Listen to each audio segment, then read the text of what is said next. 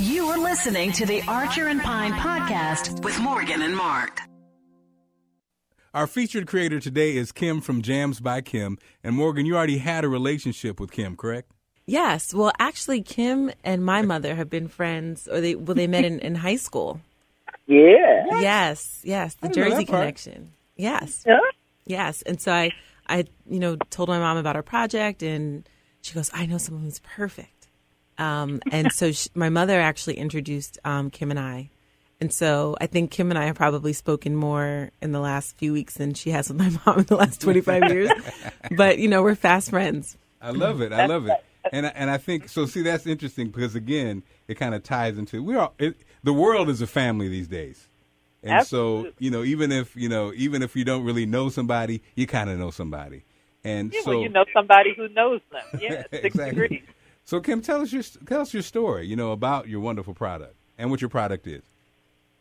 Sure. Well, I make artisan jams and jellies. I make the best jams. I make them homemade the way my grandmother and my mother made jams. And it's just been something that was a part of my life from an early age. I made my first jam when I was 12 years old. My mom canned everything. I mean, I used to look so forward to harvest time because the kitchen would suddenly have all these bushel baskets of fresh fruits and, whether it was peaches or pears or applesauce or jams and jellies, we had it all. I grew up in a house that had this beautiful pantry that was like floor to ceiling with gorgeous jars of the summer. And so I love making jams. I always liked to cook, and, I was always in the kitchen with my mom because she was a great cook. And so once I started making the jams and jellies, that just became my thing, and my mom canned other things. So my family has always had that, Bartlett pear jam from the fall, and, peach and raspberry, and I'm a marmalade girl personally, so I make a tangerine marmalade. And, it's just something that I always did. My friends, I use jams as holiday gifts and as hostess gifts and things through the years. And, I went off and did that corporate career. I did my BA at Holy Cross up in Worcester, Massachusetts, and I came back to Jersey and did my MBA at Rutgers. And I worked in corporate healthcare was my first passion. So I worked in healthcare, and then I changed industries. I worked in healthcare, higher education. I spent some time at the University of Medicine and Dentistry. And my last corporate role was at Prudential Financial. I was doing corporate human resources, and in 2009, I left corporate America and I started Jams by Kim full-time. It was sort of that, if ever there was a time in your life to take a risk. I have one daughter, and she was finishing up her last year at college, and I said, I'm going to give this a try. I'll make some jams and see if people will buy them. My family and my friends were very encouraging, and I made some jams, and I took them to a few holiday bazaars. Those were really my first customers. And then I got a phone call from a gentleman who was starting up a farmer's market, and he said, we don't have anybody who sells jams. Would you bring your jams to our farmer's market? And it just sort of grew from there. I do 4 or 5 markets a year, summer and winter time, and I ship online. I'm in a couple of small stores right now, but I love making jam. I started my business with 6 flavors, and now I've probably made more than 40 flavors this year alone. And many of them are seasonal, and then some, I freeze those Jersey blueberries so I can have that blueberry and lemon jam all year long. I make as much peach jam as I can when peaches are in season, and I freeze them, and it still doesn't last the whole year, but generally we can do peach or strawberry peach for a good stretch, and I love experimenting with flavors, that creativity. I often say, I try to balance tradition with authenticity and creativity because, I think back to flavors that my mom made, and then I think about, ooh, wouldn't it be nice to mix that flavor with another flavor? And I make them, and my customer seems to love them. So, here I am, starting in the beginning of my 8th year in business. That's wonderful. That's really inspiring, and just to hear you, walk us through, the beginning to where you are right now.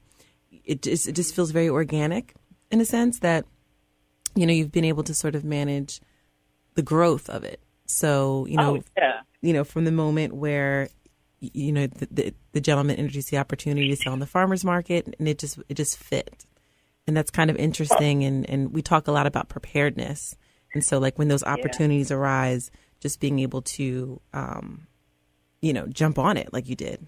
And it has, I love the fact that it's kind of like, it's almost like, I think, Morgan, our partnership, like very, your secret weapon was that rich history of this jam that's been a part of your life and from your grandmother to your mother to your family, all these stories that are tied to it, the rich histories that's tied to it, all the experiences that you've from doing it on the stove and knowing what works and doesn't work, just all this great information that you just can't get anywhere else but just through time that you have to build your business on. Absolutely. And the taste is there. And I mean, I'm in New Jersey. We're the Garden State. And so it's no wonder that we want to keep, the farms, because if we don't have any farms, we don't have any food. And so by way of supporting the farmers, I use local produce as much as possible. My personal favorite, tangerine marmalade, the tangerines come from Florida, but I use the grapes and the cranberries and the blueberries and the peaches and the blackberries and the raspberries that grow right here in the Garden State. So, the fact that I do the farmers markets means I can, order my produce and bring it from the farmers market to my commercial kitchen where I make the jams, and you get that really fresh flavor that you can't buy in a supermarket today. I get the best stories from my customers who will stand there and say, my grandmother made peach jam. And it's, when they taste my jam, they get that bring back memories kind of flavor. And that's like the biggest compliment to me, I think that's amazing. I think of that scene in Ratatouille when the critic tastes the food and it takes him all the way back. That I'm sure that happens, like you just said, all the time with the jam. All the time. Because we do have histories. Our families have histories when everybody, Big Mama used to make those jams. Oh yeah, absolutely. I mean, and I come from on my mother's side of the family. My mom's mother was from Virginia and her dad was from South Carolina. So my grandfather had a big garden growing up. In fact, my first jam was grape because my grandfather had a grape arbor. And he used to make a little homemade wine, but grape was my first jam. And I tell you, this year I actually, grape has been one, it's always my dad's favorite flavor. And I couldn't get grapes last year. The grapes got a fungus. So this year, when the grapes were ripe, I feel like a farmer. I follow what's in season and when it's ripe. And when the grapes, Concord grapes, were getting ready, I called a couple of my farmers, and I was like, I wanted to get grapes. And I don't generally pick the fruit. I don't really have time to pick. But they were like, no, we can't pick them. If you want them, you have to come and pick them. And I took my sister, and I picked 22 pounds of Concord grapes this year, and it didn't last a week. I mean, people bought that jam out in no time flat. It was that good. And so, Morgan, we go from this homemade product that wasn't even for sale to now Kim is doing the too many model. Yeah, the B2M model, the business to many. Yeah. So it's funny because we always throughout the whole process of envisioning how Archer Pine can benefit companies like yours, Kim. Mm-hmm. The question always had come, well, how do we help these companies scale? How do we build brands? And part of the criteria of the companies that we that we have on our platform are ones that are really serious about growing their business. We don't want to knock like the weekend warrior or anything like that, but we really wanted to work with people who could be prepared and wanted to do business with many people. And business to many is not just with many people, but it's also, through many channels. Through Archer and Pine, you have the ability to sell worldwide, as well as, selling to stores or selling to individual customers, selling large or small quantities and giving you the ability to decide, how much you want to sell, your quantities in your stock in certain items. And so how does that work for you? Like, how do you envision, the way that your operation is today and it's scaling up to, selling in more stores or increasing your quantities that you sell online? Like, how do you envision that process? Well, I'm absolutely ready to hire on some more employees. I mean, I have taken advantage of my family to helping, having my sister help me in the kitchen and, having my daughter go out and do markets on the weekends. And so, I do some shipping from my website now. It's not a lot, mostly around holiday times, but I am prepared to have a little less scope in terms of not necessarily growing and having 50 different flavors, but by really honing in on my best sellers and being able to get them out there.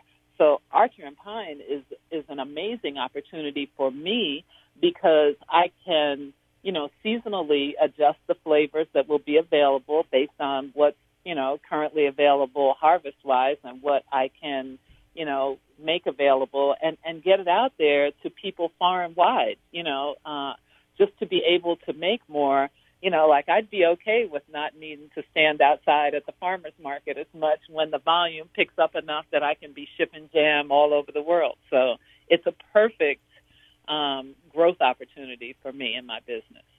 Absolutely. And, our vision for you, Kim, is that, when people think of jam, we want them to think of Jams by Kim. That's true. And I'm not just saying that because, obviously, Kim has sent over, before we even put Kim on the platform, Kim had sent over samples of the product, Marc. Yes. Yeah, you had a little taste. A little taste. Little taste. It was, I said, you know what? We need to photograph these products. I said, there's not going to be anything to photograph.